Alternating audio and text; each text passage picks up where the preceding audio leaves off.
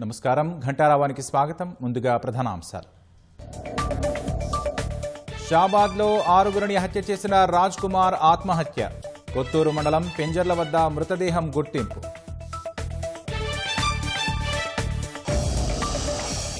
మృతదేహం పక్కన poison bottle గుర్తించిన పోలీసులు. మేనమామ గ్రామంలో ప్రాణాలు తీసుకున్న నరహంతకుడు.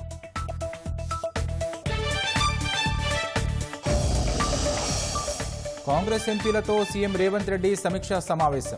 పార్లమెంటు సమావేశాల్లో అనుసరించాల్సిన వ్యూహంపై సమాలోచన.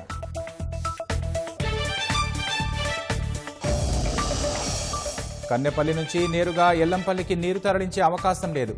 అన్నారం, సుందిళ్ల ఫౌండేషన్లు అనుమానాస్పదంగా ఉన్నాయన్న ఉత్తమ్.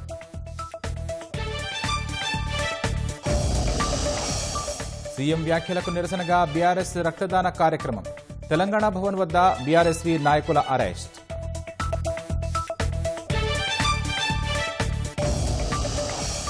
పశ్చిమాసియా ఉద్రిక్తతల వేళ ఇరాన్కు రష్యా ఎయిర్ క్రాఫ్ట్. టెహరాన్కు మద్దతుగా రంగంలో దిగినట్లు మీడియా కథనాలు.